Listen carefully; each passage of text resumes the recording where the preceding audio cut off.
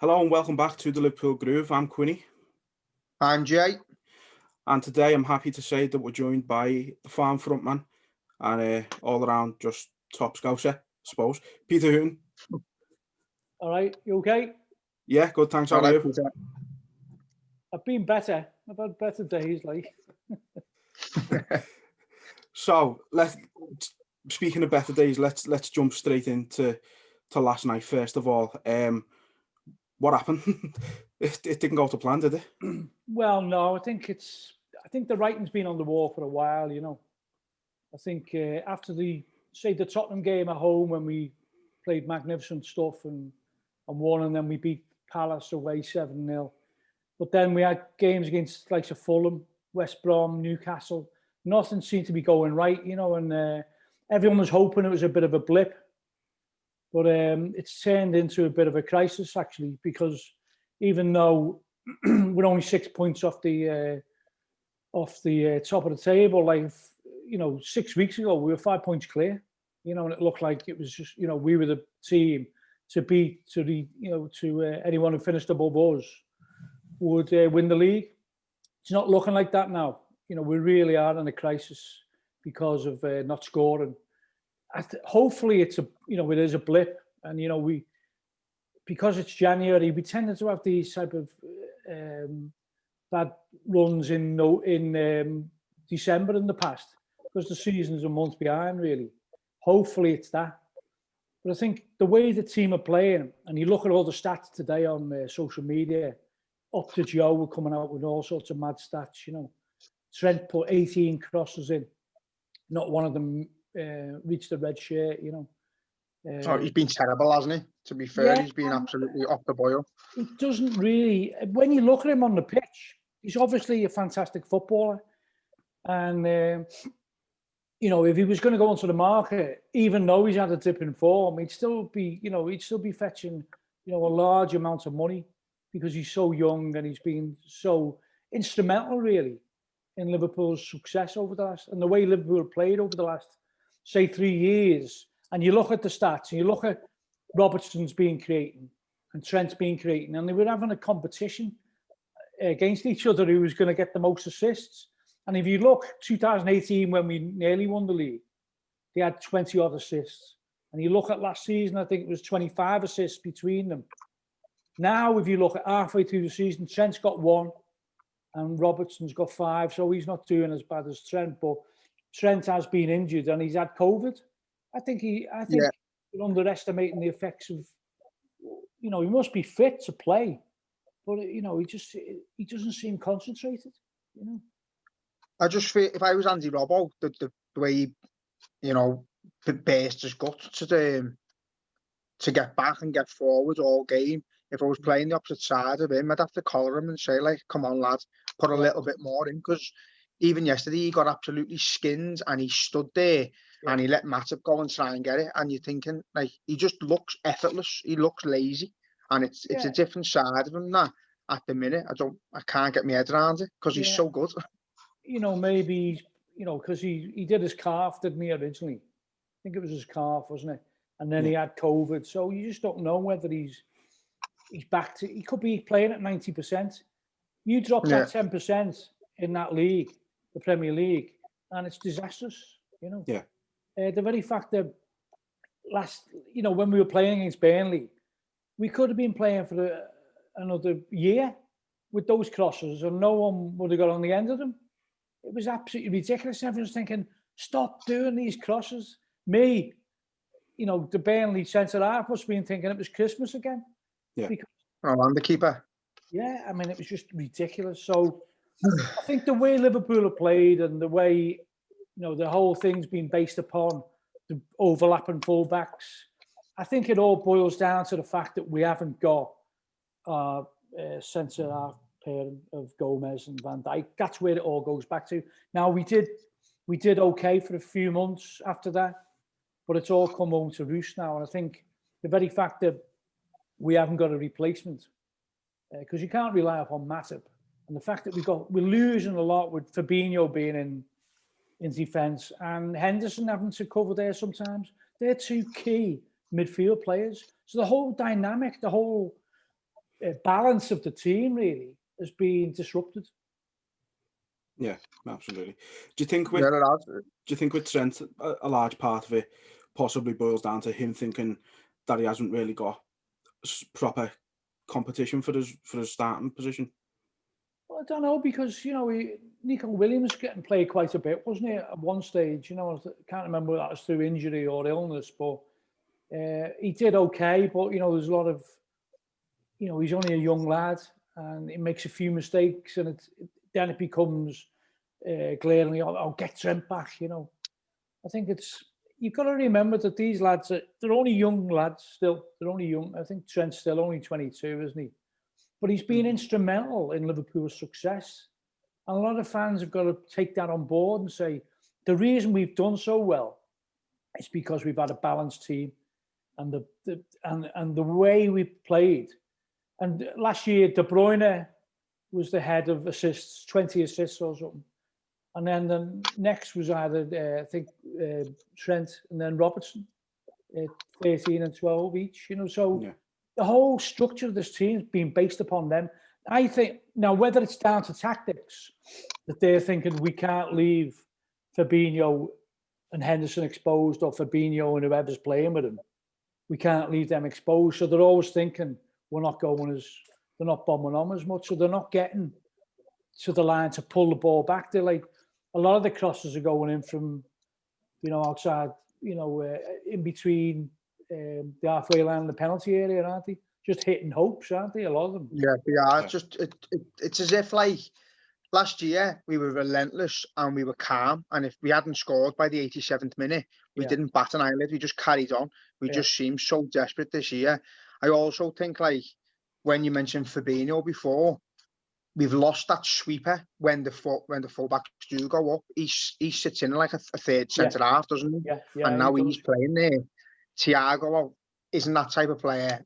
Henderson can be, but he's not playing centre mid. Wijnaldum, like, I could get ridiculed for this, but as much as he works, I don't know what he offers the team. I don't get it. I mean, I do like Wijnaldum, but I can see what you're saying. I think Thiago was bought probably with Wijnaldum moving on in mind, wasn't he? But you can play Fabinho, Henderson, and Thiago and Wijnaldum in the same midfield, and it's dynamic. Last night's midfield against Burnley was it looked a bit disjointed to me. It looked a bit disjointed, and Thiago is like, I mean, he's obviously a fantastic passer of the ball, Thiago, but I'd love to see him with Henderson and Fabinho alongside. That's a game changer. He's a superb footballer, but he's still, I don't think he's Premier League fit yet. I think he does well for like the first half, 50 minutes, 60 minutes. And then, I think he struggles with the pace of the game, so he's not the answer at this stage, but he will be in the future, I'm convinced of it, because those passes he's putting, defence splitting passes, is exactly what we needed against the likes of Burnley in the past and the West Broms, where they just put, they park buses in front of the goal. And we haven't had that type of player to split defences like that. So I think he will be the in the future. Just at the moment, it's almost a perfect storm against Liverpool. He's like a level ahead of them as well, and he's like a level ahead of the other players. And I sometimes think like he's on a different wavelength, and I don't think they're quite up to speed with him. I said on the last podcast we done that I prefer him on for 30 minutes because he could play as many brilliant passes as you want, but if Salah and Firmino, Mane aren't on the boil, then it's pointless anyway. So, I'd use him as a 30-minute game changer at the moment. Possibly. And until he gets his fitness right up there. Possibly. But obviously, former side, it's been a brilliant 3 years under Jürgen, hasn't it? Well, the very fact that it's making the headline news that we've been beaten at home after nearly 4 years. This is what it was like back in the 70s and 80s, when Liverpool were like invincible. It was Fortress Anfield. So the very fact that it's caused such a furore, getting beat at home before Klopp wasn't a big deal because it used to happen quite a lot, So it just shows you the expectation level that's come with this, you know, and Klopp has totally transformed the club, and he's transformed expectations, and he's turned people into believers. At the moment, you know, he's going through a bad patch, and hopefully he'll turn it around, and I'm convinced he will turn it around. But the people who are saying, oh, we have always believed in Klopp, they've still got to believe in him. They can't be going onto social media and saying what's wrong and what's going. He knows exactly what's wrong. He knows. And he said it perfectly, I think, last night when he was talking after the match. I thought he was brilliant after the match, saying, blame me, blame me, blame me. And he's right, because it's his decisions who he puts on the field. But he also says that if players drop off a certain percentage, if 90% is going right and 10% is not going right, it's the 10% which affects the team from scoring goals, you know. I mean, there's some mad stat out there from Up to Joe today, said Liverpool have had 87 shots on target, or 87 shots without scoring a goal. And the nearest challengers to our title of shots without scoring are Leeds with 27. It's mad. That's just a mad statistic. What's frustrating me. It's frustrating because, like, we're not playing great, but we are still getting chances on goal. We're still shooting. It's just not going in for us. Like, as you were saying before we started with Accrington, it's very similar. There's no luck. The handball yesterday, that's the exact same as Gomez against City. It's a penalty. Yeah. When you slow it down again, his arm's even further out in slower time. No, he didn't even get concentrated on or shown again. Doesn't get looked at. It's bizarre. It's just constant. It's as if there was like a meeting that said, we give Liverpool a bit too much last season. We've got to give them nothing. You know, but I mean, I'm not a conspiracy theorist, but you know, when you start thinking that wasn't even, and then Mane's blatant penalty the other week when he was brought down. Oh, against Newcastle, where the keeper's held his leg. Yeah. You know. Someone's made a video of them all just from this season alone, and it's literally, it could have cost us about 30 points. It's ridiculous. It's literally ridiculous. And, do you think, obviously, we've had so much success under Klopp already. He's done wonders, and whatever happens in the future, he's going to be a legend forever, isn't he? But you're confident he's going to build on the success and carry on? Yeah, I'm convinced he's building, you know, a dynasty, because you don't become a bad team overnight, you know. And I know it's an old cliche, but like, Origi puts that chance away, and we're not having this conversation. Yeah, it's, you know, exactly.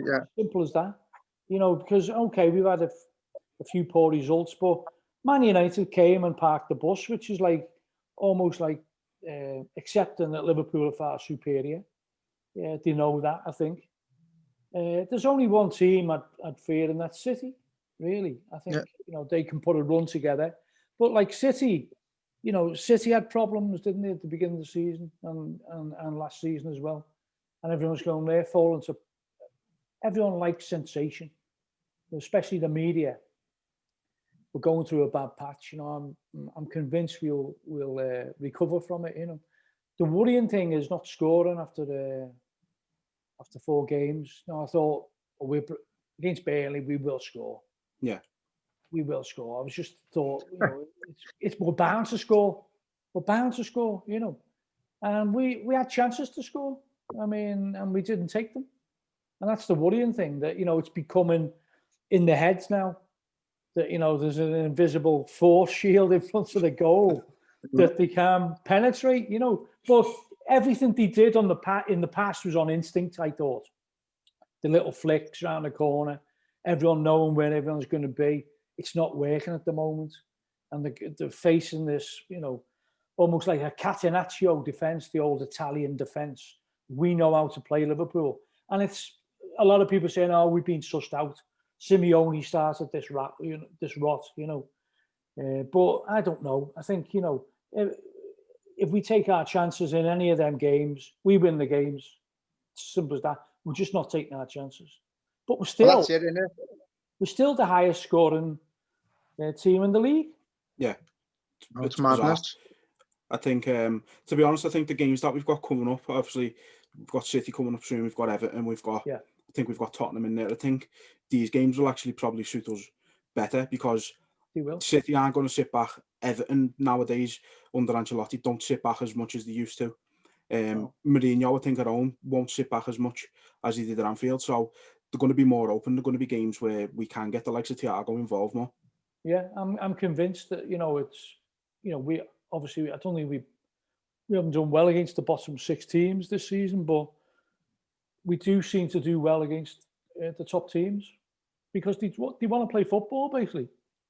That's what they want to do, I mean, I think if you're gonna put like 10 men behind the ball at Anfield, which a lot of teams are tending to do now, you've got to be very lucky to come away without us scoring.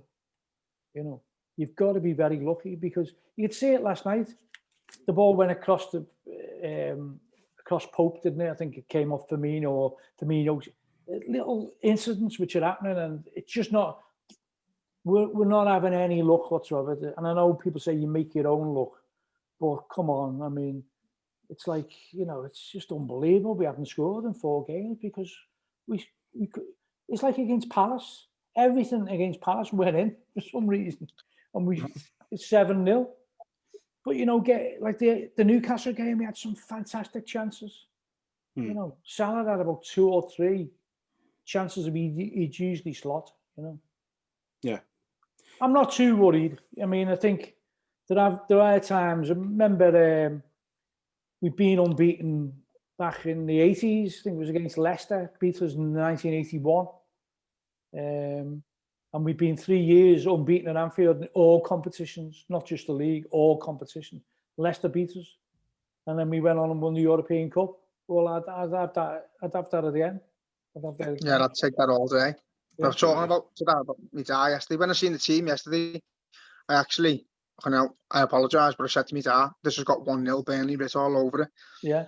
And obviously Did I wouldn't put put money on it? No chance I couldn't. But my dad said to me, if we don't win tonight, we'll win the European Cup instead. So hopefully it's the same. But so I'm not too concerned. I understand it. It is a blip. It's a big blip at the minute. But Man City have been through it, and they didn't call it a crisis. You've got gobshites saying, "Oh, we need to overhaul the team and all that." No. Even Carragher. People like Carragher saying, "Oh, you need to look at replacing one of the front three and replacing midfield." I saw that. Stupid. Even when it showed the list yesterday, the goal scorers. The combinations of forwards have about 2 or 3 years, and then they have burnout. I know what he's saying, but he wouldn't be saying that if Jota was fit, because Jota was fit in, perfectly. Now, but even little slight digs he's having, like yesterday, the goal scorer, Salah's leading goal scorer, few penalties in there, and he's up there with Vardy and Kane and Fernandes, and you're thinking they're the exact same. They all take penalties. So why highlight Salah? I think possibly Jamie gets a lot of criticism from other fans saying he's biased towards Liverpool. Yeah, I think that's why he's got to do it, hasn't he? But So Liverpool fans are losing faith in him now. What upset me recently was Haman saying, Thiago slows the game. If anyone had to slow the game down, it was Didier, man. I loved the way he played. It's fantastic, but because he was protecting the defence, I loved the way he played. But to say Thiago it's just not right, because he's the only one. Makes no sense. It makes no sense, because Thiago was trying to split the defence with, penetrating balls. So I think if he'd have said, "I don't think he's match fit," I'd have accepted that. That we can't last the 90 minutes. I'd have accepted that. Yeah, but you know what? Sometimes, like the best players, they take a bit longer on the ball, but he's bypassing 3 passes with 1. Yeah. So it's not slowing the game down; it's speeding it up, but you're just taking a little bit longer on the ball. Well, if you've got Fabinho behind him, and Henderson to the side of him, and Mane to the side of him, it's a whole different ball game, then, isn't it? Yeah, definitely. I think it all boils down to, keep on coming back to it, is the injuries that we've had, and if people have said Van Dijk will get injured, but you'll still be 6 points off in January, you would have taken that, wouldn't you? Because everything revolves around Van Dijk. He is the basically the structure of the team. Take him out, we'll collapse. It hasn't happened. We haven't collapsed. We just had difficulty scoring the last few games, you know. I think we lasted well without him as a defender. I just think it's his presence, it's the assurance of, like the likes of Trent, who's struggling defensively at the moment, knows he's going to be there to help him, and Gomez, and then obviously the likes of Fabinho and Endo having to. We've actually had to makeshift our whole squad to account for him being gone. Yeah. Now that doesn't account for like Salah, you know, passed it back to the goalie when he's got a great chance of just putting it through it. But you know, I think the whole mentality of the team, I think there's a bit of chink in the armour. I think for these last few years, they've thought we're invincible, we can do anything. I think there's a bit of a chink in the armour now. But that boils down to the fact that, you know, we got beat by Villa. You know, was it 7-2, was it? Battered, absolutely battered. And Van Dijk was like the Palace game. Yeah, Van Dijk was playing in that game. That was never a 7-2 in a million years. No. You know, 3 deflections. Yeah. So do you think we're missing the fans? Yeah, definitely. Definitely. I now, think every club would say that. We're missing the fans. Of course they are. But I think in times of like this, I think it's when Liverpool fans come to the fore, really, and get behind the team. Forget what's happening on social media, because social media is not a barometer. We've known that. We've known that for years, and the Spirit of Shankly, that is not a barometer of how people feel, you know. That proved it on the, you know, when we did the walkout on 77 in February 2016, I think it was. We didn't know. We thought if we get 500 people, if we get 1,000 people, that'd be brilliant, because there was people on social media, no one will take any notice. It'll be another flop, you know. So, and you start doubting yourself, you know. Then when a third of the ground walks out, it just shows you that social media is not the barometer. You know, there's lots of people on there. There's lots of great things on social media, but you've got to really trawl through the absolute nonsense to get to anything. Yeah, my block list since joining Twitter with the podcast here is absolutely huge. From that the amount of no, you know what, like, I don't mind a bit of criticism here and there for the team or a player when it's deserved, but when it's people spouting FSG out and Klopp out after like a 1-1 draw with Fulham or something, I can't hack it, me. I just rather than argue with them, I'll just block them instead. It's easier. I don't think you should block them. I think you should. What you should do is mute them, and when you mute them, they don't have the satisfaction of you blocking them. So you never see another tweet off them, but they can't go, oh, Liverpool Groove will block me there. You just mute it. So you never see them again. You just disappear. Someone told me that years ago, that's the best way to do it, and they're right. So I've muted about half a dozen people over the years, you know, but I've never blocked, never give anyone the satisfaction of blocking them, you know. I'll have to take that one on board for future. Mind games. I know, yeah. Just on the current squad, so let's go away from the current form for the moment. Yeah. This squad, as Jay said, they've accomplished so much for us over the past few seasons. For you at the minute, where do you think this squad ranks with the likes of like Shankly's teams, Paisley's, Kenny's teams, or the successful ones of the past? Well, it's right up there. It's right up there because, you know, they haven't just been breaking records, they've been dismantling them, destroying records.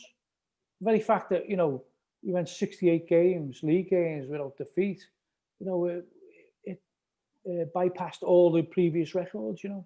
So this is right up there. I think if we carry on and we win, you know, another European Cup, another league, then you'll say they're equal. At the moment, I wouldn't, you know, you still got to say those other teams, the late 70s, early 80s team that won 3 European Cups, you know, under Paisley, you know, that's the benchmark, isn't it? So Klopp goes on to win another European Cup, another league. He's certainly up there with the greatest managers we've ever had. In terms of some of the football we were playing, you know, especially the season we didn't win the league, because we ground out a lot of results last season, if you remember. The season we didn't win the league when Man City had to be perfect, basically, to beat us to the league. Some of the football we were playing there was just unbelievable, magnificent. It was fantastic. It was like almost back to the late 80s team with, Barnes and Beardsley and that, Yeah. So I'd rank it right up there. I'd rank it right up there. I think the mindset of the players and what Klopp's brought, the way like we were brought up with Shankly uniting the club and all being one with the fans and that. I think he's brought that back. But like you say before, getting that many points and coming second in the league, to grow on that and to go out again and do it again and win it that would have knocked most teams for six. Yeah. And the fan base and everything, especially when you've waited 30 years. And then to go out and win it the way we won it was just, I think it shows a massive amount of class. And against, Guardiola was being, described as the greatest manager ever. He was having a nervous breakdown last year with Klopp. Because he was. You could see it. And I don't think enough was, because we went into lockdown, I don't think enough was made of that. The fact that we bounced back from that massive, must have been a massive disappointment, losing the league to City like that, because they had to be perfect to beat us. And for us to go on the next season and almost, and repeat it, was just incredible. It hasn't been really highlighted enough in the press, because for whatever reason, Klopp is I think a lot of journalists like Klopp, but they also like to see chinks in that armour, Yeah. They like to see that, he's having an argument with Sean Dyche at half time, or everyone's up in arms about it. No one knows what was said. No one knows why Fabinho's booked, because he didn't do anything wrong. No. And like, that's what Klopp's saying. Your player got me booked there, I think. That's what he's probably been saying. I hope he's asked him to cough, because he's doing my head in with that voice.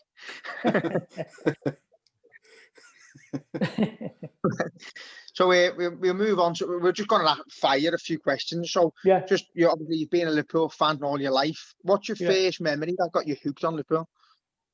Well, it was me. Dad was a Liverpool fan, and he went to matches. He was a season ticket holder, and my granddad lived right by the ground. So when I was dropped off, when my dad went to match, I would be dropped off at the house, and it was just past the, where the Oakfield pub is. Yeah. Just around it. That's where me nan and granddad used to live. So I'd be dropped off at Anfield, and my dad would go to match, and then at like half four, when they used to kick off at 3 o'clock, I'd walk to the end of the street and meet my dad at the end of the street. And it's probably only about 4 or 5, but that's what kids used to do in them days. They just used to wander off. Oh yeah, go meet your dad, And so they were my first memories. My granddad took me to my first match, because he could get into if you had a season ticket, you could get into the reserve games for nothing. So my granddad took me to the match. I don't know whether my dad was with me, but all I remember vividly, because it fell off one of the cash barriers and split me. So that's how I can remember it. So they were my first earliest memories. And my granddad was like, he'd supported Liverpool when they were formed. I think he was a young boy then when they were formed, But he supported Liverpool, and he used to get the ball out and try and play football. And when he passed away, we found photographs of him when he was in football teams, from the 20s or whatever. Yeah. So yeah, they were my earliest memories. That's madness that he was there when they were formed. That's amazing, that, isn't it? Yeah, well, he was born. I think he was born in the 1880s. So in 1892, he would have been a young boy. Yeah, and he might have been in the Sandon when they formed. Well, he was from Netherfield Road area. He only moved to Anfield later on in the 30s, I think. So when they were formed, he would have been there, but he never called it the Sandon. What did they call it? Holdings, they called it. whether it was that's on the sign now, like. yeah, whether it was originally called Holdings. I know it was the Holdings beer, and he was the founder, but they used to call it Holdings because it was his pub, you know. And that's why the split come, wasn't it? Because he wanted to just sell Holdings beer in Anfield, and the Everton board were half of them were from the Temperance Society. They were like they were anti-drink, you know. All right. That's one of the big, Right. yeah. So that was one of the big reasons for the split, not just the rent and an investment on his a return on his Holdings investments. He said, "You've just won the league," and when they won the league, they all powered back to the standard. And when they powered back to the standard, Everton, they all got blind drunk, the players with the fans and the directors of Everton. As I say, half of them were like in the Temperance Society. They were, you know, liberal politicians, some of them, and they were absolutely disgusted at the behaviour of what was going on, of mass drunkenness. So they said next year we're going to build a changing room at Anfield, and Holden said, "No, you're not. They're going to get changed here still," because he still wanted the fans to come where the team got changed. You know, because probably like a City of Liverpool setup now or whatever, or a Marine setup, you had constant, you know, contact with the players. So when they said they fell out with him over that, and then he said, "And you're only saving my beer in the ground next year," and that's what caused all the furore. It wasn't just, "I want some money back that I've invested." You know? Never knew that. That's That's interesting, yeah, isn't it? Research it. It's a fella wrote a book called Across the Park, and it's the Liverpool Echo covered it. So if you Google it, and it's the author's name's Lupson, Lupson, and the Liverpool Echo did a big piece on the real reasons for the split, and that was mentioned, you know. And people used to go to the pub. Kids could go to the pub with a jug and fill it up with ale in those days.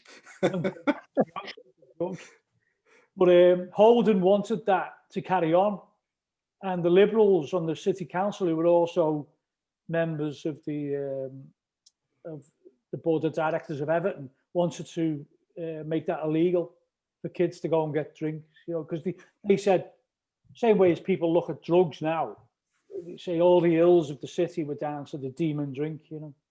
Yeah. So there's a lot of politics involved at the time. You know. Interesting. I'll have to look more up about that, because say that's news to me. That I just like winding the Everton fans up, saying you'd never paid your rent, otherwise you'd be the best team. Unlucky. So what would you say is the best game you've ever been to at Anfield? Oh God, best game I've ever been to at Anfield.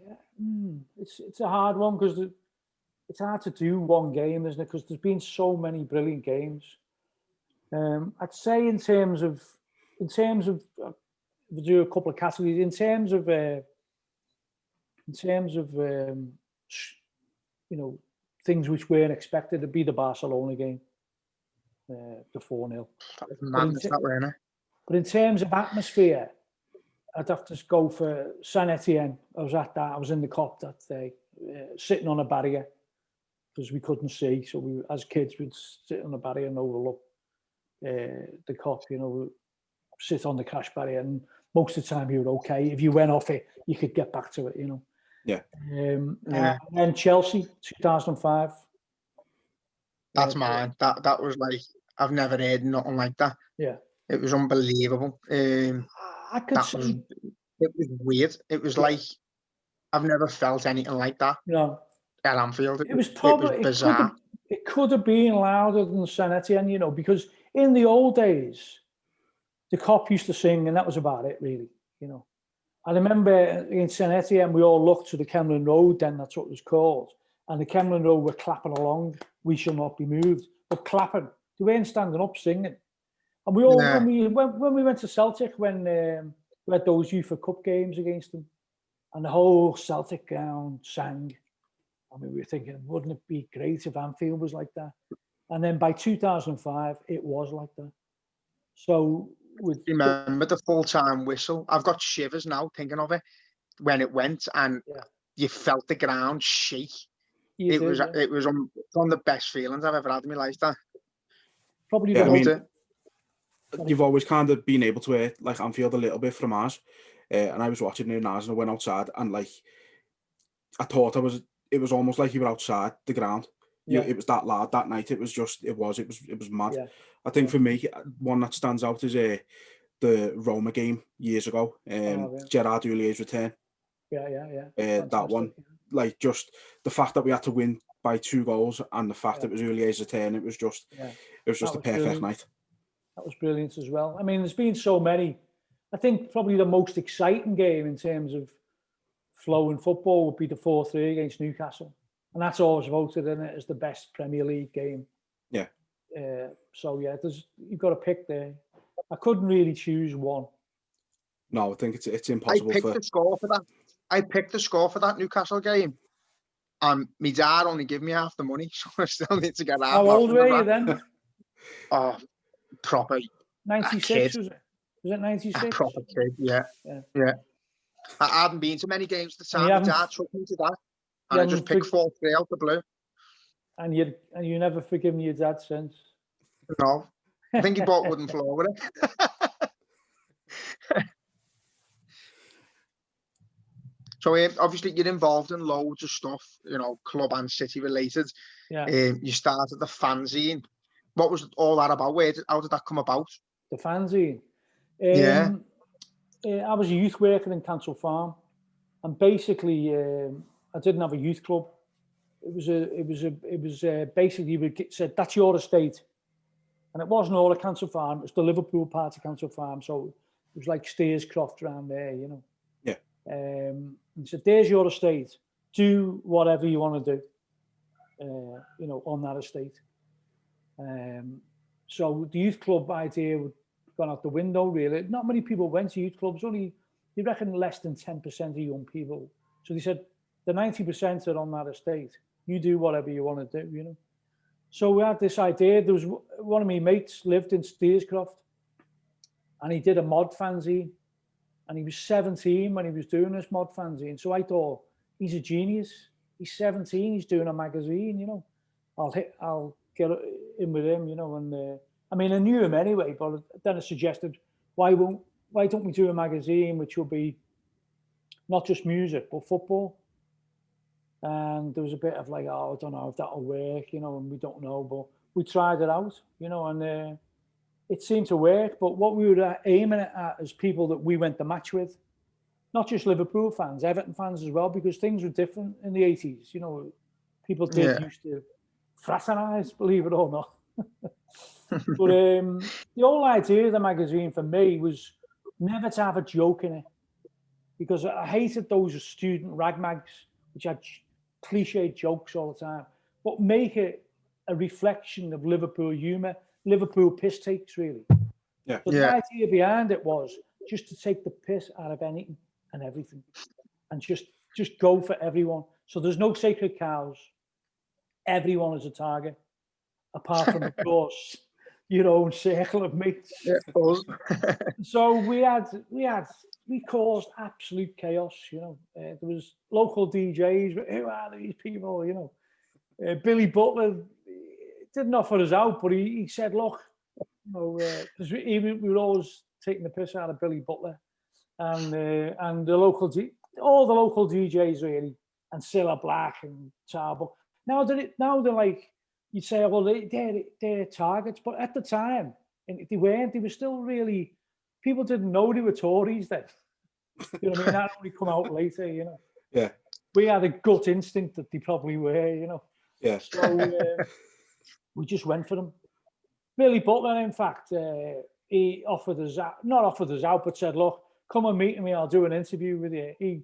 So he challenged us to an interview, and we met him, and he was very knowledgeable about music, going back, and very knowledgeable about football.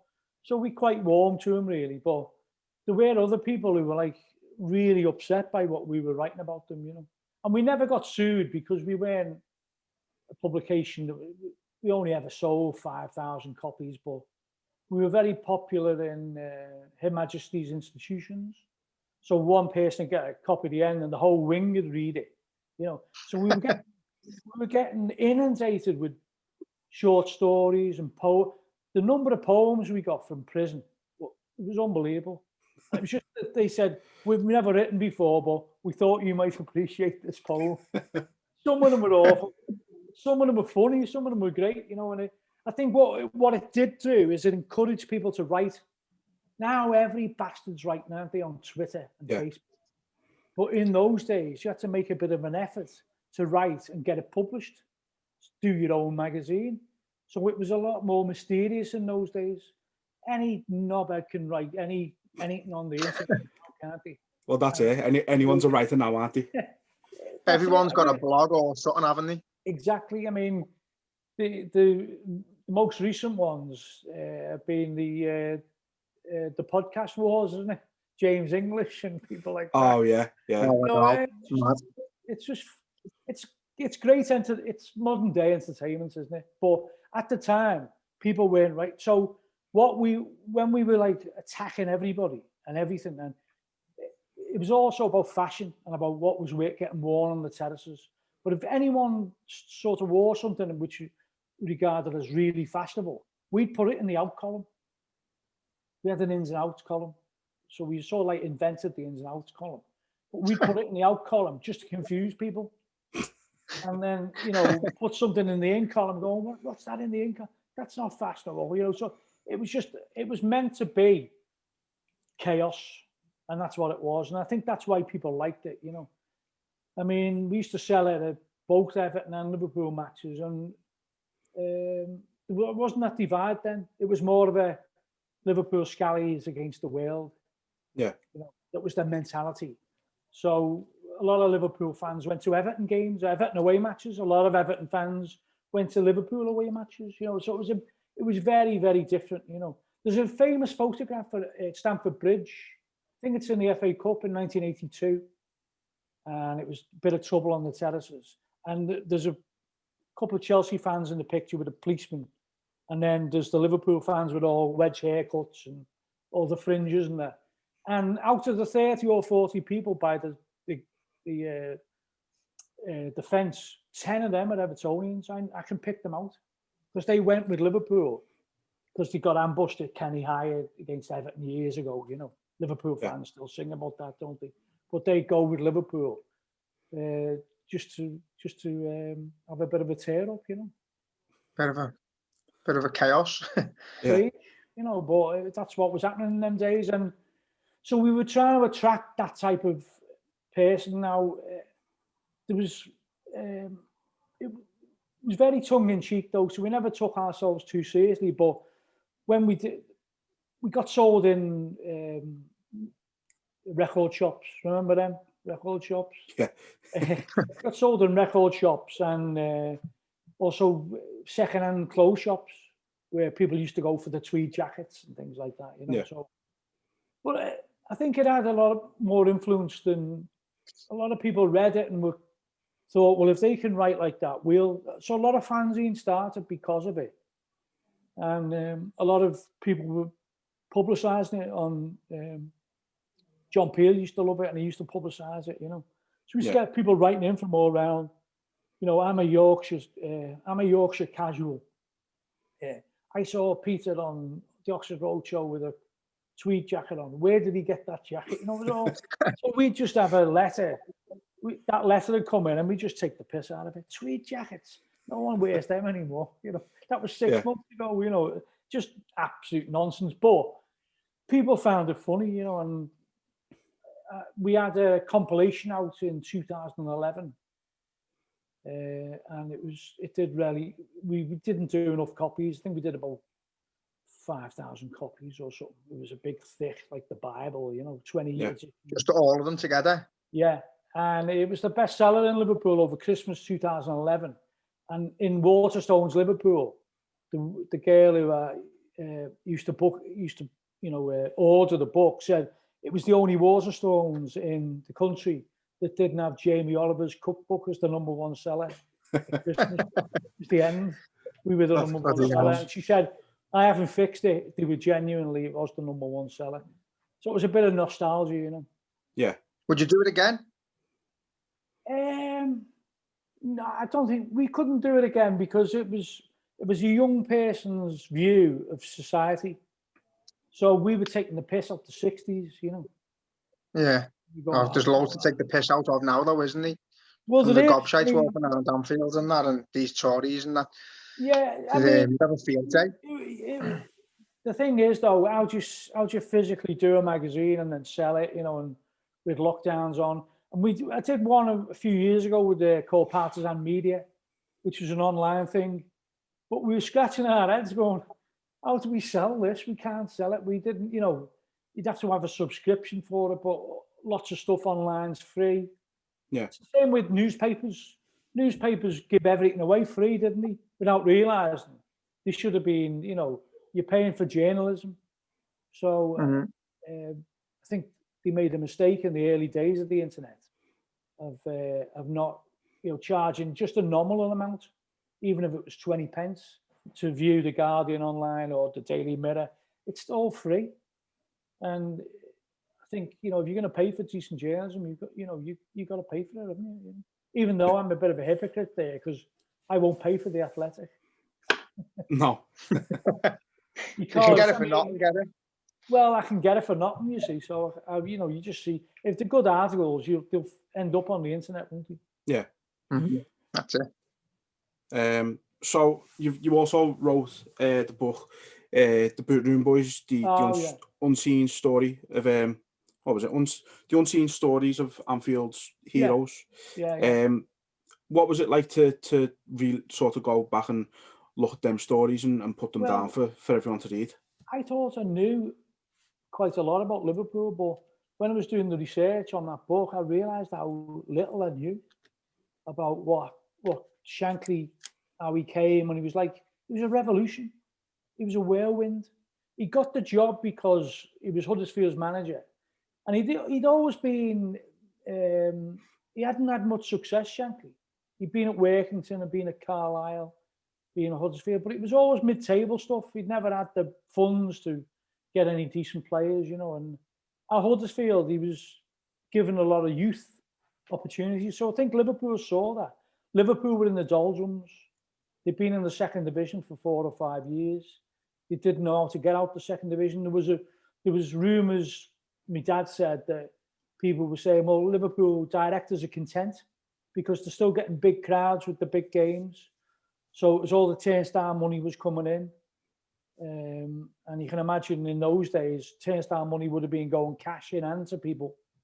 They weren't that ambitious. They didn't really, you know, Liverpool were in the doldrums. Everton would, you know, regarded as the bigger club.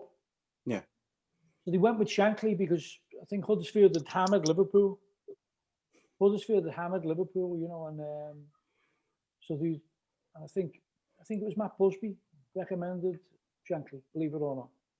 And Matt Busby was obviously a Liverpool captain, and his heart was in Liverpool. I wind up the United fans all the time with this, but he wanted to be Liverpool's manager, Matt Busby. But because they wouldn't give him the full job as manager to pick the team, the board of directors still wanted to pick the team. So at the end of the Second World War, 1945, he was offered a coaching role at Anfield, but United offered him the manager's job. So he went there. And there was a bit of ill feeling about that, because Busby loved Liverpool. So he always had a soft spot for Liverpool. So when they're asking, who should we employ? He's saying there's a great manager there at Huddersfield, you know, Bill Shankly. So he recommended Shankly. Yeah. He spoke to Johnny Owen, didn't he? He's produced the Three Kings film, and he talked in length about that, and he was saying like how the conversation was and that he spoke to the Liverpool board and recommended them. They were great mates, and it's fascinating, isn't it? Well, because Liverpool wouldn't be seen as a threat then, you see, and the animosity I read in Billy Diddle's autobiography by John Keith, but it had all the wage slips in from Matt Busby period, you know. Yeah. It had Matt Busby's wages, and I told the United We Stand editor the other week, he lived by Marines Ground. So the United We Stand editor came to do something for Indian television about Marine versus Tottenham. So I said, Matt Busby lived around the corner. And here's the wage slip. I sent him the photocopy of the wage slip. £6 in the summer, £8 in the winter when the season was on. And Matt Busby lived in Waterloo, not far from Marines Ground, you know. And so he used all this in his broadcast to Indian TV, you know. But also said that, you know, Matt Busby at the time was obsessed with Liverpool, you know. He wanted to be the Liverpool manager. But in Billy Little's autobiography, in the 60s, they did a vote. They had a magazine called The Cop, which was like a newspaper. And they had a vote in The Cop in the 60s. And Matt Busby was the captain of Liverpool's all-time 11. So the animosity wasn't there in the 60s. It only came after the skinhead period, I think, during and after the skinhead period, when it was like, who's the hardest, you know, the cop or the soft. Yeah. That's when it manifested itself, you know. And then, obviously, when United went down and Liverpool went on this, you know, run after United had won the European Cup, you know, it got more and more intense, you know. Yeah. But it's interesting that Matt Busby was recommended Shankly, you know. Yeah, well Johnny was saying to us, like, after he left United, he'd always be seen coming to Liverpool games and stuff like that, and Shankly would do the same. He'd go and see United games when Busby was there, and so at the time it was all they were friends and they had the utmost respect for each other. But I think the fans had more respect for each other at the time as well. Yeah. Whereas now I think it's a bit more, I wouldn't say sinister, but I think it's not the same feeling. You know, the proper United fans who are like, you know, your Salford crew who go home and away with the United, I think there is a grudge and respect, even though there's hatred, of course there is. But there's a grudge and respect, the same way as when United were winning those leagues and getting last-minute winners, the way Liverpool were getting last-minute winners in the last few seasons. It's because a team never gives up. Yeah. I think there's a grudge and respect there, and I think Andy Mitten, who does the United We Stand, he was saying Liverpool are the best team he'd seen, you know. And even Ferguson said recently, didn't he? I'm glad he retired because Liverpool have been phenomenal. So there is that good grudge and respect. But in terms of what Shankly did, I was surprised that the way he was treated, really, not at the end, but at the beginning, because he only came to the club on recommendations, and also that he could pick the team. But he was also told that they had a budget. He was also told they had a bit of a budget. So when he went to buy players like Jack Charlton, he said, oh, we can't afford him. They're Everton prices. Jack Charlton was going to be £20,000. Liverpool would only go up to like 15, 16 at the time. He said, if we can't afford them. Everton can afford them. We can't afford them. So Shankly got more and more disillusioned. Then he went for other players. He couldn't get them. Then he saw St. John was available, 35,000. Now, he already knew that Liverpool had a limit of, you know, they bought Gordon Milne, I think, for 16. I think that's how much they'd go to, you know. But then, in the meantime, just a twist of fate, John Moores, who was the chair of, being elected chair of Everton, 1961. And I didn't know this, but he was also a major shareholder at Anfield, but he couldn't be seen to be doing both. So he nominated his share to his head of finance at Littlewoods, a fellow called Eric Sawyer. He went to be chair of Everton and left Eric Sawyer to deal with the finances. And Eric Sawyer and Shankly got on like a house on fire. And he said to Shankly, what's wrong? He said, they won't buy any of the players I'm recommending. And he said, well, what do you mean? He said, well, they've got a limit, you know. And he said, leave it to me.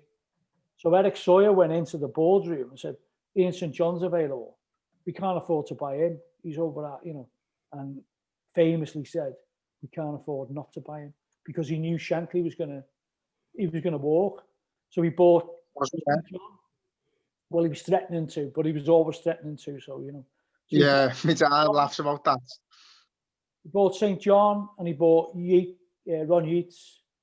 Never looked back after that. That transformed the team. But they were. I've seen the scouting notes for Ron Yeats. Sorry? In the scouting notes on Ron Yeats in the Shankly Hotel. Big fella can head a ball or something. yeah. So totally transformed. And it wasn't, so if John Moores hadn't gone to Everton, we wouldn't be having this conversation about Liverpool being a global club, maybe. Yeah, possibly. It's all fate. And if Busby had been offered the Liverpool job in 46, we wouldn't have had Shankly. The whole things, there's, things are, it's almost things are, it's serendipity almost. It's just chance meetings and chance. This has happened, that's happened. But the very fact that Eric Sawyer, he was the financial director of Littlewoods. So that's like the financial director of Amazon now, because Littlewoods are a massive organisation. It's like coming onto the board of Liverpool and saying, we should buy this fella. Okay, it'll cost 100 million, but it'll be worth it. And I'm going, oh, he's the head of Amazon, we better listen to him. That's the way it was.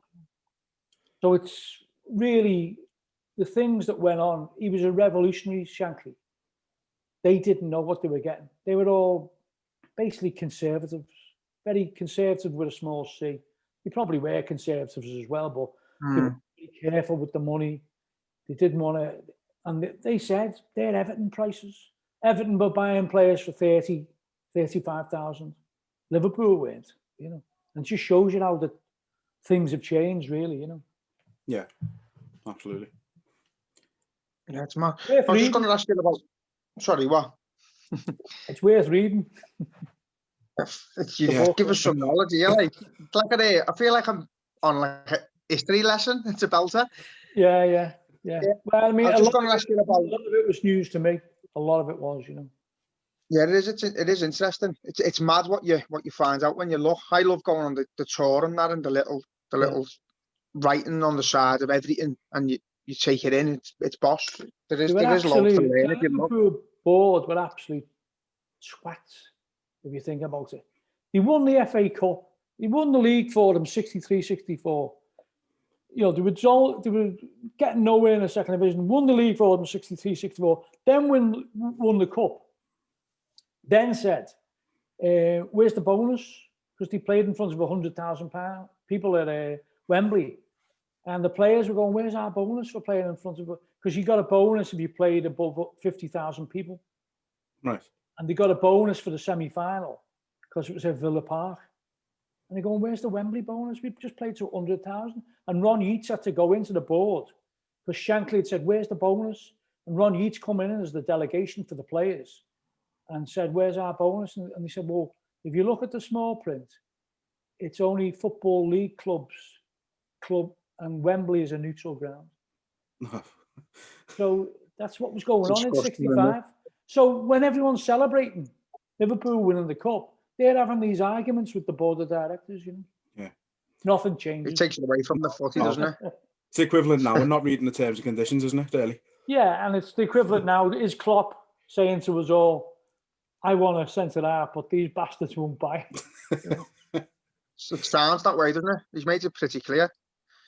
He has today, definitely. Yeah, it's obviously, and he's the type of manager again, like Shankly. You think if they're not going to open the pockets, he's going to go. I mean, he's obviously because it's a pandemic, he's not kicking off too much, and obviously the finances have been cut severely, But it's the TV money still coming in, I mean, gate receipts are what? Prize money. Yeah. So, I mean, gate receipts were in the past. I don't know what they'd be now, but they were with hospitality and all that. Maybe they lose now between 50 and 100 million. I don't know the exact figures, but the gate receipts used to be about 40 to 50 million. A few years ago when Spirit of Shankly were asking them about ticket prices. Yeah. But with the hospitality now, with the new stand, you could be looking to losing out on maybe, tens of millions more. But, it's every club's in the same position, aren't they? I think they'd be looking at, well, okay, the wages are going up. People are looking for new contracts. You'd have to see the balance sheets, wouldn't you? Yeah. I think what's probably stood us in good stead at the minute is the fact that, excuse me, other clubs have had to take out loans to subsidise this type of thing, and we haven't done that yet. So I think once we are out of this, we're going to be in a better position than some of these other clubs. Well, FSG are a hedge fund, and they're a multi-billion hedge fund. So surely there's tricks of accountancy that they can bring in, to keep the likes of Klopp and not to piss them off. Yeah. Man City do it, don't they? So surely we can. Yeah. But while we were out talking, I'm going to bypass me a bit, Jay, and go on to SOS, all right? Yeah, go on. So obviously, I went to a Spirit of Shankly meeting when you was talking about the ticket prices and that, and apparently, they could have put £20 in every seat and still made a profit, couldn't they, over the year? Yeah. That was one of the things. Obviously, you're a member for Spirit of Shankly and committee member. How proud are you of the achievements that you've had over the years, just like getting rid of the Cowboys and stuff like that? It has been, you have been a massive boost for us, haven't you? It's been a brilliant collective effort, I think. Not just the committee, I think the fan base. The fan base, we were up against the odds. We only ever really had 10% of the fans on board. The biggest march we ever had was 5,000. So if you take that, there's 45,000 going to match in those days. Only really had, 10% of the fans behind us. Now you can't find anyone who's saying, let them get on with it, let them do it. You can't find anyone like that now. But we were struggling. We were struggling. Haven't, but that cup match against Haven't that time, when people started singing about the ownership, and there was like nearly fights in the cup over it, So we didn't have we had probably the vanguard of support. People you could rely upon. The vanguard of people who were political, because a lot of Liverpool fans would have the opinion, it's the club, isn't it? You can't criticise the club, and I understand that, but there were exceptional circumstances. So very proud that there was a degree of unity, even though it was only 10% of the fan base, but there was a degree of unity. But we had certain people who were in the committee who knew what they were doing, because they've been successful in other areas, trade union areas. Paul Rice, whose anniversary it was on the 21st of January. Yes, I've seen that, yeah. He'd been involved in the Labour Party. And I asked him to do the first meeting. And I rang Paul because I knew he chaired Broad Green Labour Party. I thought, if you can chair Broad Green Labour Party at the height of militant and all of the different factions going on and all the arguments, you can chair that, you can chair this meeting. And he did the very first meeting at the Sandon. And he said, Peter, I'm so busy in work, because he was head of something called City Bid, which is the business sector of Liverpool City Centre. He was head of that, but he was also a passionate Liverpool fan. And he said, I'll do this one meeting, I'm too busy to go.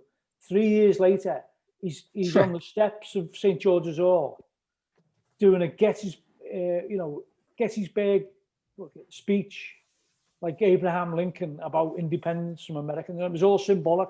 We did that symbolically. I remember that. July the 4th, 2010, declare independence from the Americans. It was all symbolic, and it's probably, and Paul didn't know he was ill then, but he did a fantastic speech, and he named journalists who were like saying, give them a chance, he was just brilliant. I remember it. I attended that at St. George's Hall, and I thought the way you put it together, and there was music and that, weren't it? It was immense. Yeah. All on a cheap budget. We didn't have a budget really, but we managed to get like a bit of a stage, got all the musicians to play. I think the likes of Neil Fitzmaurice came. I think John Bishop came, didn't he? And there was a few scallies shouting. Yeah, there was a few talkers. It's a good few. Yeah, and Jay McKenna made a speech. Some brilliant speeches. But as you remember, there was 5,000 there, wasn't it? It was rammed. It was like it sort of felt like what a I mean homecoming. is, we were hoping for like 20,000. You know what I mean? Or was you? Yeah. Yeah. I mean, it was a bit of a showery day, but to tell you the truth, even though it looked great on the photographs, we were hoping for more. We were hoping for like. I just remember being part of it and thinking like, how bit of pride that we were all sticking together there, that we come to see it. But it did feel it had even though it was like sort of sad circumstances that we were having to be there and do it, Yeah. there was a bit of pride. It felt like Yeah. it did feel a bit like a homecoming. We Yeah. were sort of waiting Yeah, for the bus to go definitely. past. It was brilliant. Yeah. And then we had we went to Manchester for the Football Supporters Federation meeting around about just after that, about 2012 it must have been, but about 10 of the committee went, and there's all United fans and City fans there, obviously in Manchester, and they were a bit shocked, you know, all us walking in and there, and we put forward a motion to march on the Premier League, and the United fans were going, we can't be seen to marching with you, you know, all that. Like City fans were a bit more, you know, approachable. But anyway, it was passed. Show of hands, it was passed. So we marched on the Premier League in June 2013. And then a while later, the away ticket prices were capped at £20. So I think there have been successes, definitely. There have been successes. I think what's happening now with the food banks, I think now the club respect the SOS. They tried that committee structure, didn't they? But it didn't really work, and they were always coming to us off the record saying, what you think, you know. But when they did the furlough and they did the copyright and trying to copyright Liverpool and that, you know, we were like vociferous in them campaigns. Yeah. And I think it took them back, you know, especially the walkout in '77. Now that was Spire Cup 1906 call for that walkout, but we put the Spirit of Shankly backed it and put our, you know, we've got a lot of followers on Twitter and Facebook, so you know, it's important that there's a united front, you know.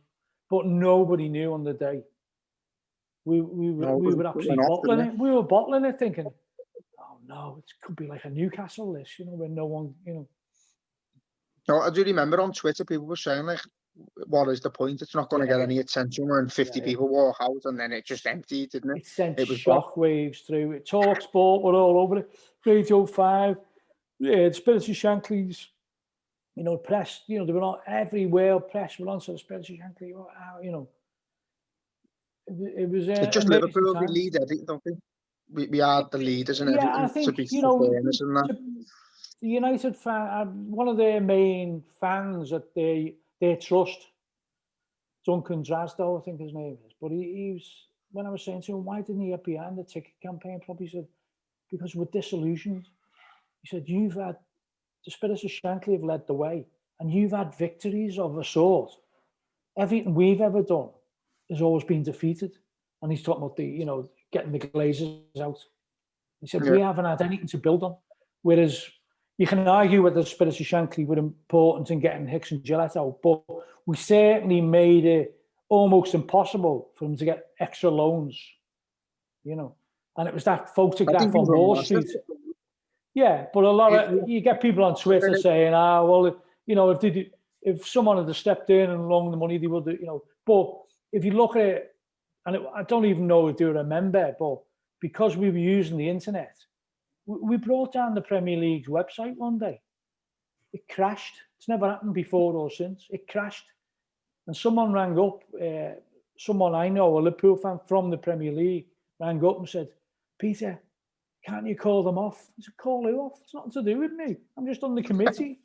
And he said, yeah, but you must know the people putting on. He said, Scooter Moore's on holiday in Jamaica or something. He's not even here. But our website's crashed. And it meant that for them, a website crashing is a disaster, isn't it? Yeah. Because it's all about money and exposure, you know. And because that's what they thought. And he said, I don't know who they are. I said, it's like, I don't know who half of them are. The what do we call them? Wasn't the direct action? I said, I don't know who they are. I've never met them. They're just direct action of the Spirit of Shankly. They're the type who super glue banks up. You super glue locks on banks. I don't know them. They wear balaclavas. And the Premier League person who was involved was saying, oh, you know, you must know them. I said, I don't know them. It's like that Manchester Education Committee when they were always invading pitches with balaclavas on. I haven't got a clue who they are. But I did say, I think with the march on the Premier League, I think all fans will join up. And they did. And it was a great June 2013. And it was a great occasion, I think, because it was funny as well, because we met in this pub by Baker Street. and Tottenham fans were there. There's only 20 of them, but they had flags, you know, and it was impressive, you know. And they go, we're not marching next to Arsenal. If they go at the front, we go at the back. They go at the back, we go at the front. You know, it was all that type of thing. But there was a mutual respect. You know, West Ham, there was probably about 20 West Ham there. There was only probably about 20 of each club, activists. There was probably about 100 Spirits of Shankly. And I think the Spy and Cop lads were involved in that as well. But there's about 100 Spirits of Shankly. We took a coach down, you know. So we were the vanguard of it, you know. And I think that did change the mentality because we stopped the traffic outside the Premier League. And I had a ghetto blaster, and that was symbolic as well. It was a ghetto blaster. Because it was like, you know, Do the Right Thing, you know, the film, you know, and we were playing all songs which were related to fight the power, you know. And in the end, a delegation went in. 5 or 6 people went in to meet the Premier League because Scudamore was there. We were told he wouldn't be there, but he was there, you know. And I think he thought then, you know, these aren't going away. They're not going away. You know, we've got to accommodate them somehow. Yeah, it's only going to grow, innit? Yeah, I mean, I think the club have realised now there's a different leadership now, but they're being magnificent, the SOS, and so is Ian Baines on the committee. He's the MP for West Derby now, but the food bank stuff has been a core of, you know, a handful of people who've taken that and it's just mushroomed to all around the country. So it just shows you what a small group of activists can do, you know. Yeah, I was going to ask you about Ian.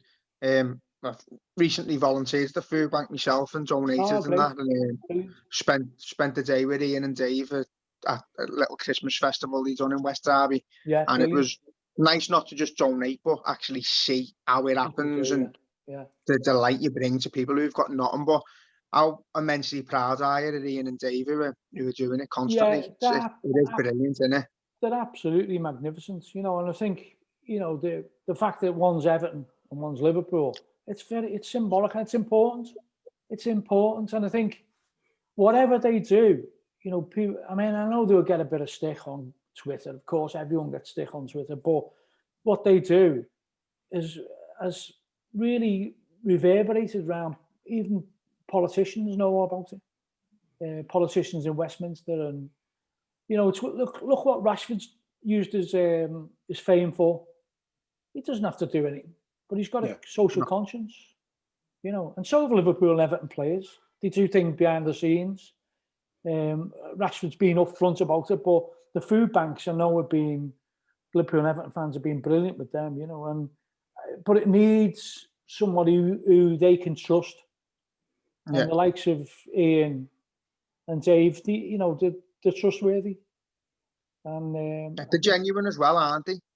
And this Right to Food campaign they're doing now, that's going off, and again, Liverpool, the leading city again. It's great, isn't it? It's been fantastic, and I think, you know, they should be very proud of what they've achieved, you know. But it's been a collective effort, you know. And it has. That purple van, you know, when you see the purple van when you used to see it outside Anfield, and you know, it's fantastic. Have you seen the one they had all lit up and that, the pantry now? Yeah. That I was like a little kid. I was like, there's the van. It was amazing. It was like all lit up. Christmas is coming, honestly. And then obviously they done the thing with the lorries and the tractors and that, didn't they? Yeah. Again, they're already scheduling that for next year. I mean, they've had to give the notice. In 2021, that you've got about food bank. It's just absolutely ridiculous. It's terrifying, isn't it? One of the richest countries. One of the richest countries in the world, and you still got to do that. You know, it's ridiculous. Yeah. It's a shame. It's got to be done, but thankfully there is people like Ian and Dave out there who are striving to make a difference, and you know, I think the city as a whole should be very thankful for the both of them. Yeah, definitely. Yeah. So you were heavily involved going back a few years with the re-releasing of the re-recording of He Ain't Heavy. Yeah. What was it like to be involved in that project? Oh God, that's another program. That's like, how long have you got? It was just amazing. You know, it was fantastic. What it come from was originally from the 2009 Fears of Anfield Road. That's where it originated, really. That was the start of the journey. Now, what it was is Steve Rotherham, who used to be a mod, by the way, and he was a Liverpool fan as well, but Steve Rotherham was a bit of a mod. I didn't see him for many, many years, but then all of a sudden started seeing him in the Echo as the Lord Mayor, going, that can't be the same Steve Rotherham. He was a mod. He used to go to matches and the away matches, but it was him. Anyway, he rung me up one day in November 2008 and said, I'm the Lord Mayor now, but I want to I've got no political power really, he said, but I want to get Hillsborough back onto the agenda of the politicians in Downing Street, you know. Yeah.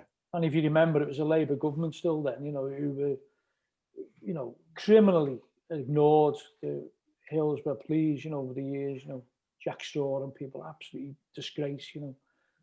And I said, well, how are you going to do that, Steve? You know, it was really dead in the water as a story for a lot of people, not for the families and Liverpool fans, but for politicians, you know. And he said, well, I want to commemorate properly the 20th anniversary, which was in 2009. Yeah. And he said, I've been onto the club, I've been onto Rick Parry. He said, they're not going to do anything special. It's just going to be a normal memorial. And he said, but I want it to be with the eyes of the world on it. And I said, well, how are you going to do that? And he said, well, you're going to help me. You're going to release a record. I said, what are you talking about? What record? He said, you're going to re-record altogether. Not altogether. You're going to re-record You'll Never Walk Alone. Jerry Marsden's up for doing it. Kenny Dalglish is up for doing it. I went, fucking hell. Stop there. Stop there. God rest his soul, Jerry. But he said, his original's perfect. You know, you can't get better than that, you know. I said, if you're going to do something like this, I will get involved, but you'll have to leave. You know, you'll have to leave it to, you know, I don't want to go showbiz. You know, he was talking about Christa Berg. Christa Berg will do it as well. Going, I'm not getting involved. You know, I don't, Lady in Red. I'm not the type of person, you know. They're the type of people who go in the director's box. So I'm not getting involved in something like that. I said, but if you leave it to me, I'll try and get some musicians who are interested, see who we can get. John Power said yes straight away, you know. Mick Head from Shack. But they're not obviously household names, you know. John was in one of the coolest bands Liverpool ever produced, the Lars, and lead singer in Cass, but he wasn't, people on This Morning wouldn't know him, would he? Or, you know. No. So that's why Steve was wanting the Christa Bergs of this world, you know. But I said, look, if I'm gonna do this, you've got to do it cool. You've got to do it. You can't just go for another, you know, it's everyone. You know? So we agreed, and it was pretty low key. And John and I said, what we should do, forget about You Never Walk Alone. Forget about songs like that. Let's do a song the fans sing that hasn't been recorded properly. There've been a couple of versions, like country and western style versions. Yeah. Something, and so John agreed with that.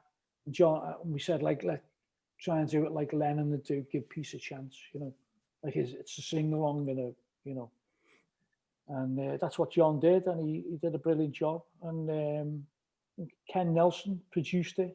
He did some Coldplay stuff, you know, so it was great production on it, you know, and that became Fields of Anfield Road. Now it was still pretty low key, and he said, how many CDs are we going to do? I said, well, no one buys CDs anymore. This was, you know, 2009, saying it should be, everyone's going to buy it on iTunes. But so we only did, I think, 10 or 20,000 CDs. They were sold out in the first 2 days. We couldn't get enough stock. People wanted it because of the cover and what it meant to them as the 20th anniversary. Yeah. And then when we did the launch, Rafa Benitez turned up to the launch. Then it just went global, you see. And we were thinking of like an independent record company. We weren't thinking like a major, you know. Yeah. Because we were thinking it's going to be low key. It's going to be mainly downloaded on iTunes.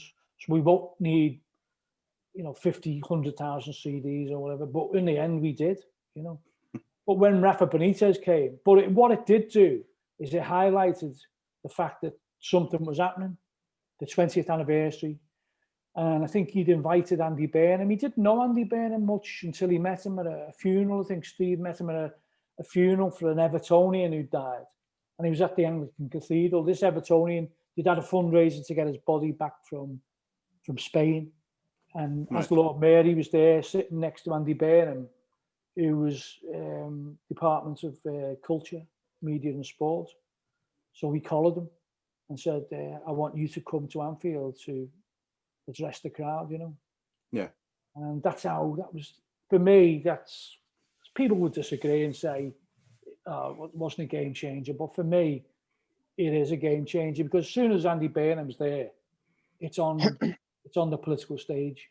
Now, the fact that people sang Justice is the game changer. Of course it is. But if you hadn't have had Andy Burnham there, it would never have happened. And I think Trevor Hicks said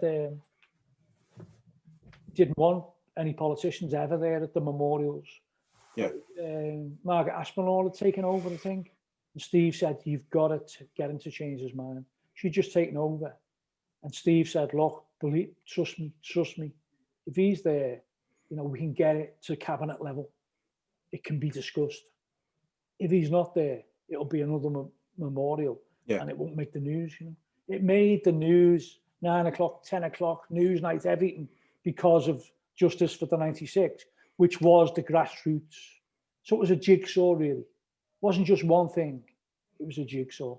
Yeah, completely agree about Andy as well. Like, me and Jay, we used to go to the memorial every year. Yeah.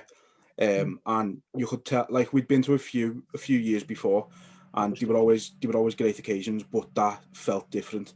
It felt like a match. It felt like going a match. Yeah. First of all, it was mid-term. Second, the record was out, so 50,000 people had bought the record or whatever. So they wanted to be at the memorial then, Yeah. So originally it was like, the COP had never been full for memorials, and I think they were talking about, and Steve was saying, you've got to open the whole ground, and no, we don't. We've never been full. We've only ever had the COP for memorials, In the end, they opened up the whole ground, and they got away with it really. They didn't expect that level of interest, Yeah. I just remember Andy, like when he did stand up to speak and he was jeered, and then obviously the Justice chant shouted, and I thought on the day, here's another politician just saying what we want to hear, but he was genuine, wasn't he? And I think the way he put into it, hats off to him, because he's an Evertonian as well, and I think he just he showed what the city's about by doing what he done. I think he was brilliant. It was brilliant. Well, I think without the grassroots campaign from Liverpool fans, the grassroots, it mightn't have happened, Yeah. And that's, I think that's important. Yeah. So when it came to re-recording He Ain't Heavy, was obviously Everton had played that. I think it was a Newcastle game, wasn't it? Yeah. Well, the reason I started with the He Ain't Heavy was, the reason I started with Fields of Anfield Road, because that was the timeline really. So when the independent panel's report came out in September 2012, and something that we'd known for years, that Liverpool fans have been exonerated but innocent. Yeah. Shockwaves again throughout society, And then people were downloading You Never Walk Alone, and it was getting further up in the charts, and it was people saying, it should be re-released again. I go, no, it's perfect as it is. You don't need it re-released. And then Everton, I think it was Ken Wright, didn't it? Played it because it was one of his favourite songs, and he played it at his mum's funeral or something. He played it at Goodison with all the photographs of the victims. He Ain't Heavy, and I thought, that's it. We should try and do that. Originally, it was going to be a re-release of Fears of Anfield Road, because we weren't ready for in 2009, we just weren't ready for the appeal, for the demand. So I was saying, let's re-release Fears of Anfield Road, because that's what's, in many ways kicked a lot of it off, Yeah. And so when Everton did that, we said, we can't have that. We got to have a double A side then. And then He Ain't Heavy. Well, that's got to be the A side, and the B side will be, we were still thinking of 7-inch vinyl, and it was ridiculous. But what we did say is like, He Ain't Heavy should be the one. That should be the main one then.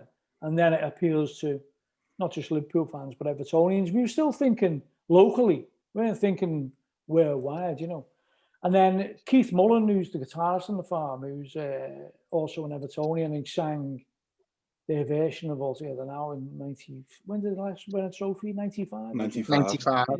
That's when he sang it all those years ago. All them years ago. Yeah. But he works in Lippe, and Guy Chambers was given masterclasses. And Guy Chambers had seen the Justice Tonight tour that we did with Mick Jones in 2011. He'd seen that and said, if you're ever playing again, let me know, because I'd like to come on stage with it. Now, Guy Chambers was a co-songwriter with Robbie Williams. He was well known, but he was also a musician. So he's a songwriter, musician. And he said, if anything ever comes up over Hillsborough again, get in touch. So Keith rang him. I always remember he said, shall I ring him? He said, yeah, you might. Well, he can always say, you can only say no, can't he? And he said, look, we're thinking of doing this re-release of He Ain't Heavy. Would you get involved as a producer? And he went, count me in, and I'll go through my black book of all the artists and stars. Yeah. So we just went then, leave it to them. There was only a few people that we knocked back. Barlow was knocked back because he'd said Margaret Thatcher was his favourite politician. Yeah, that puts an end to that, doesn't it? Yeah, but there were a few people who got through the net, like Robbie Williams sang on it, and he'd done something with the Sun or whatever. But we couldn't.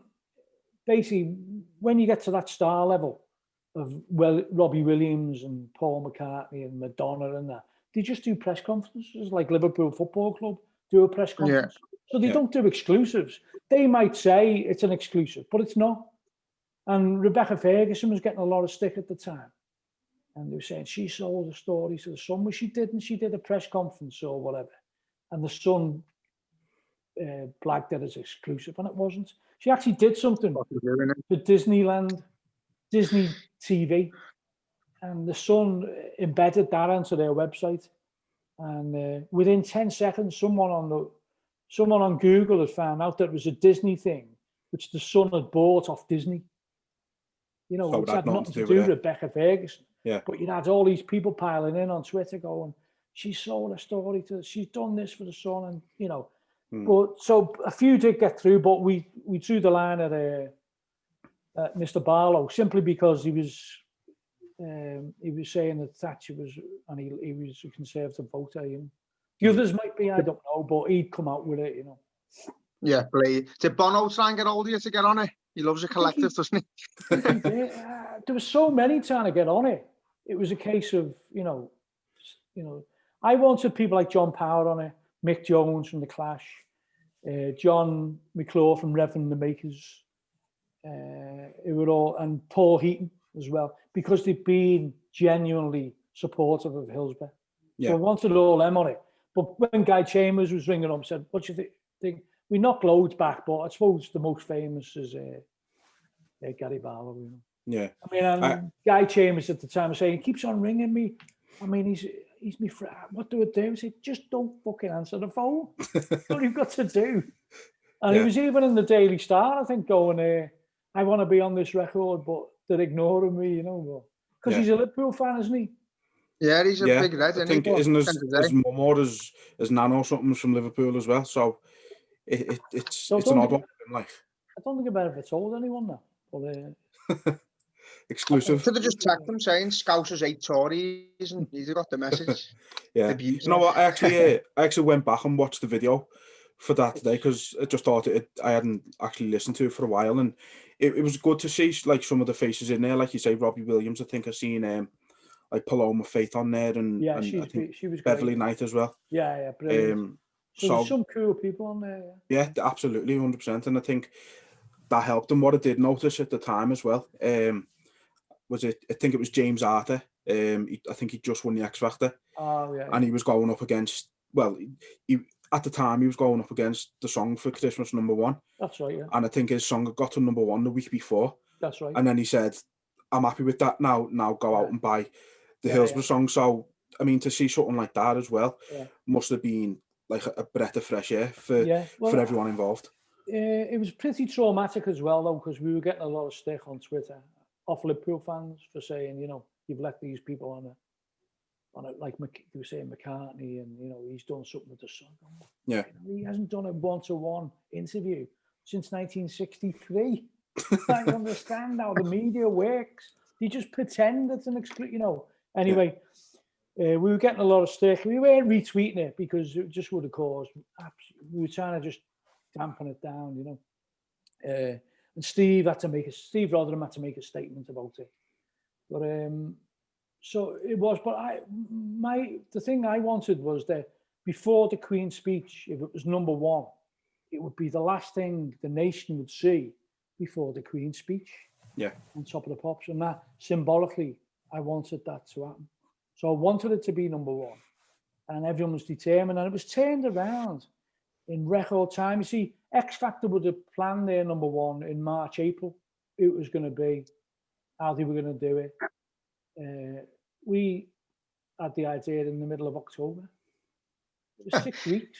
You know, 6 weeks. Yeah. But it just shows you the people who pulled it together. It was absolutely magnificent. You know, it was a very emotional period, but as I say, also very demanding because we're having to put up with this. I hope you choke on your turkey dinner for letting these people on Hillsborough record. You know, but it was like soon forgotten about. I think that because I saw some of the same people because I knew I used to go through the Twitter to see what they look like because I thought, I don't want one of these coming up to me on the blind side and just cracking me or whatever. And you'd see them at the match and go, oh, brilliant, that what you did. All the stick you were getting, terrible, that. Yeah. That was this, you know, I recognise some of them, you know. Yeah. Obviously, with obviously the court case and the decision that was made against, so obviously it's been out the news again. We weren't able to comment on it and all that. Would you do anything again to sort of put Hillsborough in the limelight to maybe start a new fight, do you think? Is there anything possible that can be done? Depends on what goes on with the court cases, isn't it? But, you know, I think what happened, you know, what happened with Duckenfield, you can't, I think he got off on a technicality, didn't he? The fact that he wasn't solely to blame. Yeah. I mean, he wasn't solely to blame. It is a He wasn't to be honest. solely to blame. There was you know, there's a whole conspiracy and he wasn't solely to blame. But for me, it depends. I mean, I can't speak for the families because I didn't lose anyone. But for me, justice is about the truth being told. I think most people know the truth now. Yeah. Well, that felt like a win when they'd done that on St. George's Hall and they had the boot. And I think, you know, obviously, I know people want to see people doing, no one's spent a night in prison, have they, over it? No. You know, but for something me, cleared that day, didn't it? Something cleared established. The truth in law has been established. Yeah. I think that was always the key, wasn't it? That's what the families. The key, yeah. But I mean, I can understand people wanting people to serve some sort of sentence there, you know. But for me, the overriding thing was the truth has been established. You know? Yeah, that's the massive outlook. You've got to look at it. Obviously, there's no positives to it, but now the world actually knows what a fucking lying rag the Sun is and what really happened on that day. So that's all you can ask for, really. Now. Yeah. It's amazing though when you see the some of the people on social media who are vehemently anti-Sun, but then will share conspiracy theories. Oh, I know. What are you doing? What are you doing? How can you? I've even got people on mine where don't buy the Sun in it, but they share the Sun. You're thinking, what's going through your brain? There's a lot of mixed up people there, but you know, you think there's stuff here which is hearsay. You know, people saying, oh, you know, there shouldn't be a lockdown because we should go for herd immunity because one mad doctor in Sweden said it or whatever. And they'll share that without checking the facts. No. They don't read it. They just look at the headline. Yeah. So And that is the problem with the you sun. either check your facts or you don't. You know? Yeah.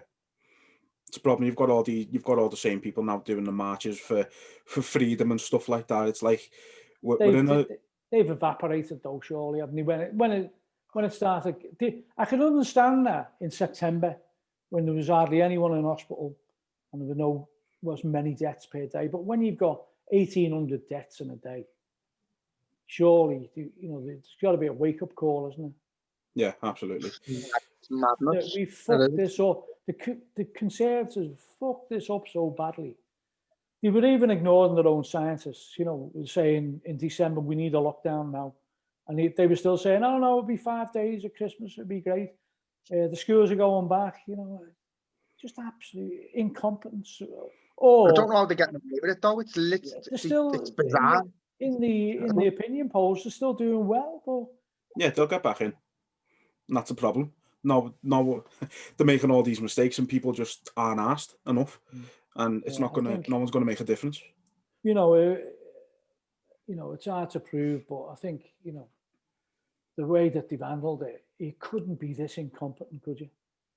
He should go to jail. As soon as he's not Prime Minister, he should be investigated and put in prison because it is mass murder what he's doing.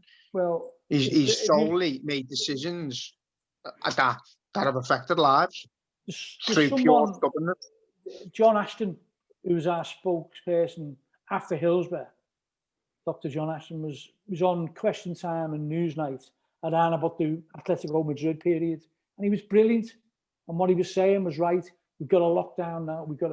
It's a public health emergency, and he was ignored and he was blacked from going on these programs. He does double down news now, but he was our spokesperson at Hillsborough. And 30 years' time, when this is getting looked back,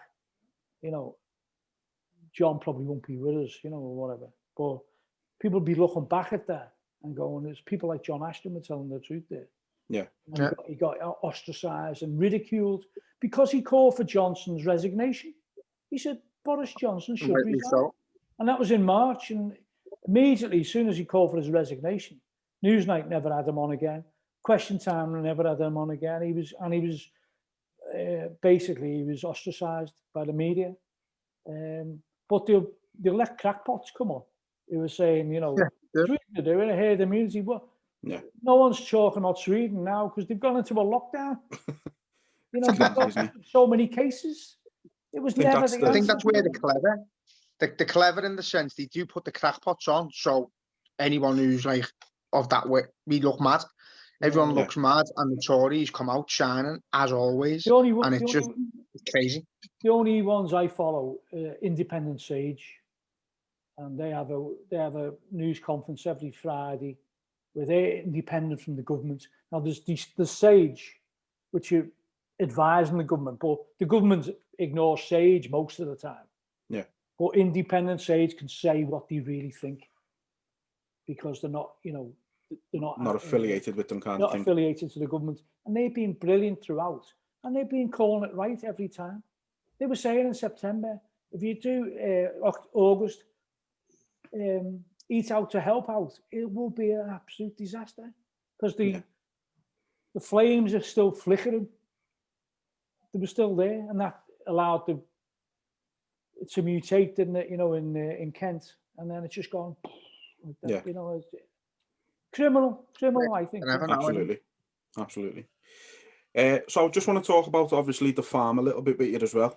Yeah. So you formed the farm back in 1983. It's just going to be a 5-part special. I know. Do you know what? I didn't realise how many stuff we had to talk to you about. I know, yeah. Your answers have been that detailed. It's been worth it. But we are running the clock down, aren't we? How can you get Zoom this long? It's usually 40 minutes. We're in Fergie time. I know, yeah. So you formed back in 83. Coming up nearly 40 years now. Sorry to remind you of that. No. It is in 2 years, isn't it? 38 years ago, isn't it? It's crazy to think. I noticed on your website you're still touring and think you're going to be supporting Madness. Hope fingers crossed this year. Do you still get it? I doubt if they You don't think that's going to happen now? Nah, I doubt it. You know, Glastonbury's been cancelled, isn't it? You know. I've just had Genesis cancelled and Wounded. Yeah. Oh, good. I can't see it happening now. But, you know, you never know. Maybe later, maybe August, September, when we're doing Eat Out to Help Out again. and altogether now, you're at the 30-year anniversary of it, the back end of last year. Yeah. You released some new mixes of it. Yeah. What was it like to hear like other people's, like other artists' take on the song? Those mixes were out. They were done in 1991, but they've never been available before. That's why the record company just got in touch and said, you know, will you be willing to promote these mixes? Now, yeah, we'll do. Yeah. So the pandemic caused. We were supposed to be on News at 10 in December. We're going to do a big exclusive News at 10 altogether now, 30 years old, which is going to be great. But because of the new strain or something came up. Oh, because of the lockdown. So they couldn't send the camera crew to Liverpool. Right. As simple as that. But Does it piss you off that Everton released it? Because I love the song, but since them bastards brought it out, I can't enjoy it as much. Well, I think I never heard it. Well, I mean, I've tried to erase it from my memory. Because there'd only one team of probably 30 teams who've used it. You know, the World Cup, yeah, loads of teams used it.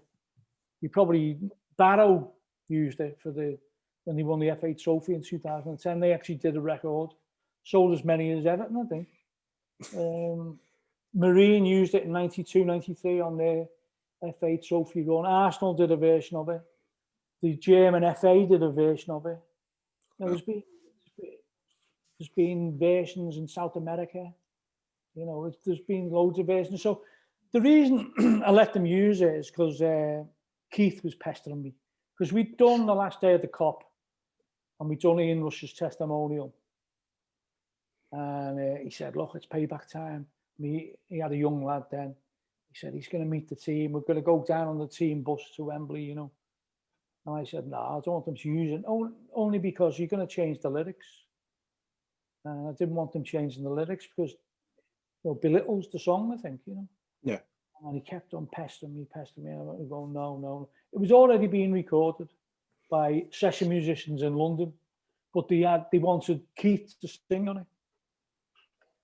So I kept, for 2 weeks, I was, no, they can't use it. And then in the end, I said to my dad, I said, what do you think, Mum? If you don't let them use it, bearing in mind he's a season ticket holder at Anfield since 62. I said, he said, if you don't let them use it, you're being a bit of a hypocrite, aren't you? Because if they're your enemy, you're like going into no man's land and giving them something. And I went,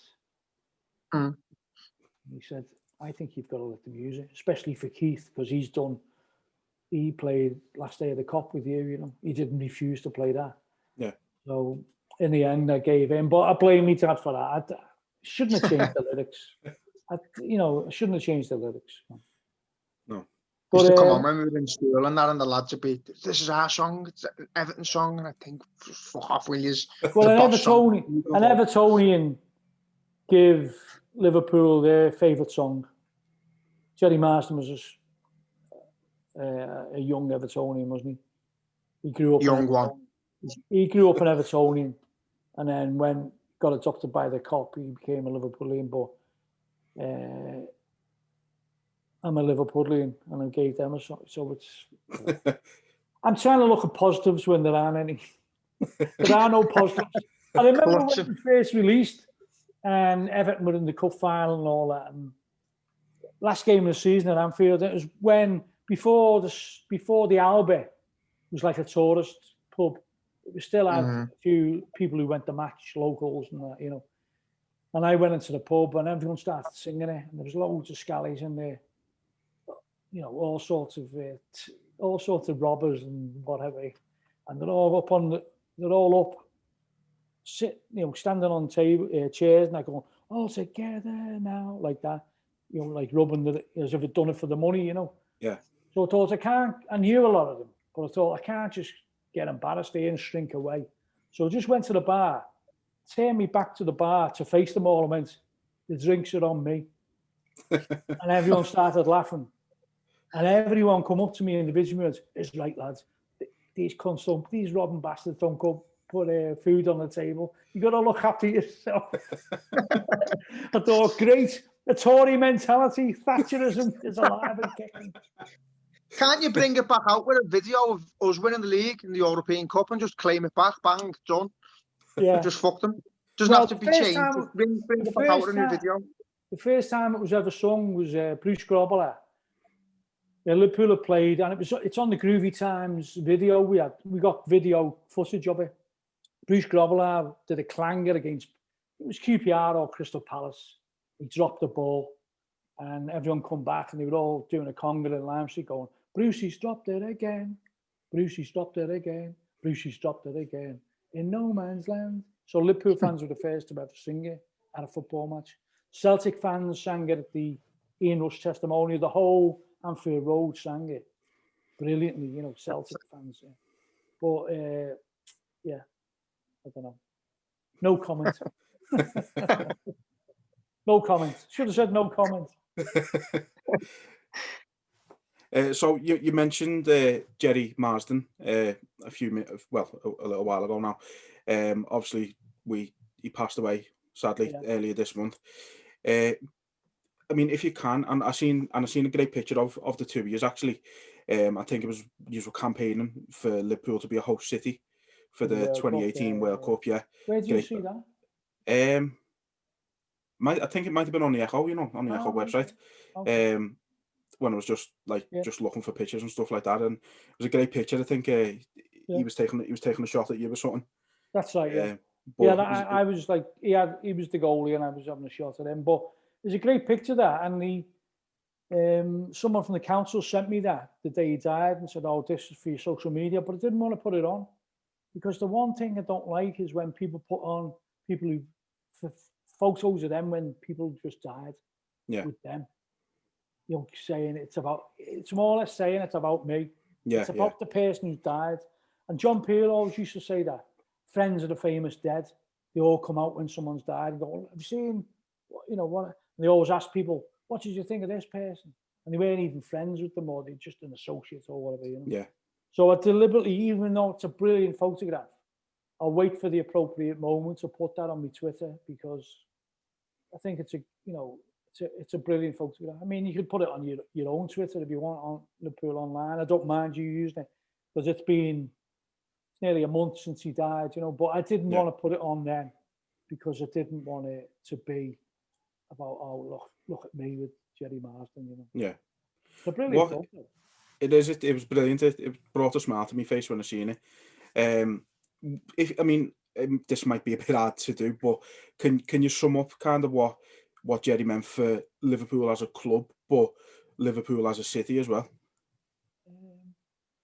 As a club, what Jerry Marsden meant? Yeah. Well, you know, the fact that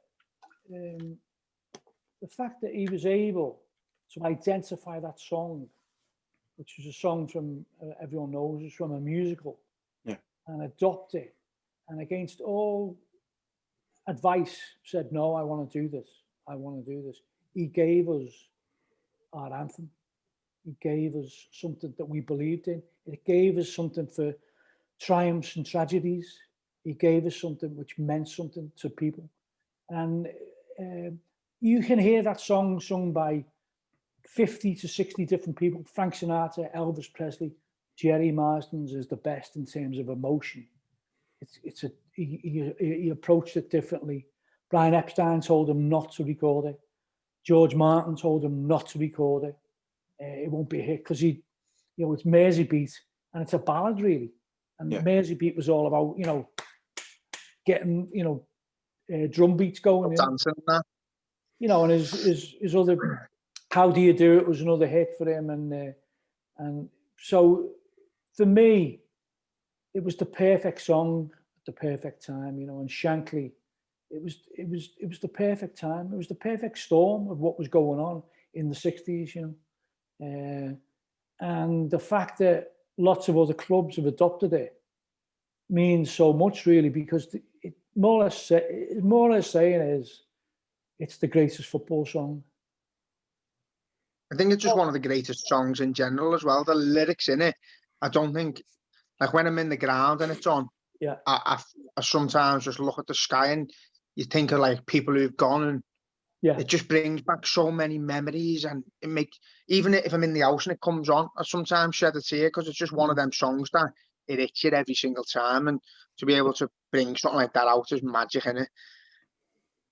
But only, as you say, Jerry's version is by far the best. It basically unites as well, you know, the two great loves of a lot of people's lives. That's music and football. Yeah. And when you see the footage of the cops swaying in '64 and they're singing "She Loves You" and "Anyone Who Had a Heart," which was a Burt Bacharach song that Cilla Black did. When you see that, you just think, this is unbelievable. If they hadn't have had that footage, if the BBC hadn't gone to record that, people said, "Oh, you weren't singing it in '63," you know, and it would have been all that, wouldn't it? But it's there in black and white. You can see it, and you can see people singing along, and it's magical. I always remember the reporter saying, like, I don't know what they do to the opposition, but by God, they scare me. Yeah, you think it's an amazing video, that. Yeah, it's great. Fantastic. So I just wanted to ask you, what are your hopes for the rest of the season? Are you still believing? Do you still think we can do it? I think we'll get over this, and I think we'll challenge. I think we could still possibly do it. 6 points is nothing. 6 points is nothing, you know. We were 25 points clear, and we're still worried, you know, that someone put a run together, you know. So 6 points in the great scheme of things is nothing. I think Klopp will learn from this. It's the most difficult period he's had to face, but I'm sure he'll come through it, you know, and I'm sure we'll be picking up silverware at the end of the season. What if that's an FA Cup or Champions League or the league? I'll have any one of them, you know. Yeah. So I think the FA Cup's disregarded sometimes. I was speaking to my dad about it earlier, and he said we've got to just go and tonk United now. Yeah. It's like, well, you don't know whether Klopp's going to go, right, we're struggling in the league, let's concentrate on the league in Europe. But as far as I'm concerned, big teams, you've got to go for absolutely everything, play your strongest team. I think he's going to play a strongest team on He's Sunday. got to, hasn't he? I think so. I want the FA Cup. I love the FA Cup. You've got to play through this problem, and it's no use putting them on the bench. I mean, I know it's all hindsight, but I reckon if Salah and Firmino had started last night against Burnley, we might have scored. Yeah. We might have scored. It's all ifs and buts, but, you know, I can see what he was trying to do, trying to put Origi up front with a bit of a physical presence, because he knew Burnley were going to pull the drawbridge up. But, you know, sometimes maybe he's trying to be a bit too clever sometimes. I don't know. Yeah.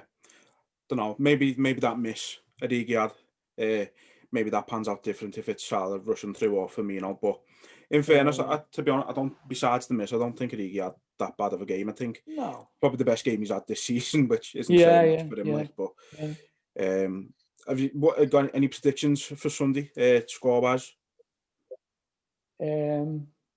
Manchester United 0, Liverpool 5. I usually say 4, but I'm going to be a bit more reserved and say 2. I think we'll beat them now, we do. I'm confident we'll do well. I'm confident they can't ride the luck again like that, where they just sit back. And everyone was going, like, you were lucky they had 2 chances. It's Man United, they're going to have chances, but we had more. We've just got to start putting them away. No, I agree. I'm still looking forward to the game on Sunday anyway, even despite the form. I know a lot of people saying you can't, you know, watch it behind, like, but it's one of them. It's the type of game which you want to bounce back.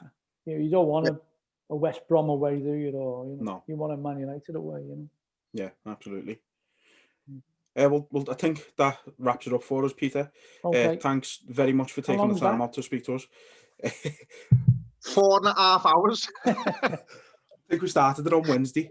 No, yeah, no, just again, thanks very much for taking the time out with us today. You could have split it up into few parts, really, if you wanted to. But I think with some of your answers, we could have split it up into about 6, to be honest. Yeah. It's been now, honestly, I haven't even started on the First World War, have I? Honestly, it's been brilliant today. And I don't know if you, on Twitter, I put the other day that Biden missed the trick because Abraham Lincoln, after the Civil War, he got the Union Band to play Dixie. What a brilliant fucking statement that is, you know. Because he said, he got the Union Band to play Dixie, and he said, it's always been my favorite song of the Civil War, but I didn't want to admit it. But now with the United States, we can play it. And it was obviously, people objected to it. Yeah. The Union Band were forced to play Dixie, you've got to play it. How brilliant is that? How brilliant. Mad, innit? See me dad watching Trump leaving. Oh my God, I thought he was going to put his hand through the telly. He was screaming at the telly like we just lost the European Cup final. I was saying, calm down. He's going. He's literally going now. He's kicking off. Yeah. When's it going out, by the way? Soon as we'll get it out as soon as. So once it's out, we'll send you the details over and all that. We usually say on our podcast for the Echo, don't go over an hour. People lose it. So do we. We try and be 45 minutes to an hour. Yeah, we do normally, yeah. No, special occasion. It's good this is a one-off. At time the club's being terrible, we can get overexcited and talk for length. So, yeah. You know, it's been good, mate. Nice one. Right, appreciate it. Really appreciate it. Okay, no problem. All right, thanks a lot. Cheers. And don't forget, bring ours all together now with a Liverpool video. Well, if you want to put a link onto them mixes, that the mixes. Have I sent you the link, or was it on the press release, or? Yeah, I think it might have been on the press release. But if you want to send us the link over as well. To get Everton's version out your head, listen to the mixes. Yeah, to be honest, I had to listen to them today, and they are brilliant. Like, so. Some of them are brilliant. Yeah. Yeah, they are. They're fantastic. Yeah. Well, yeah. Again, right, thanks again, and see you later. soon. See you in a bit. Nice one. See you now. Ta-ra. Ta-ra. Ta-ra.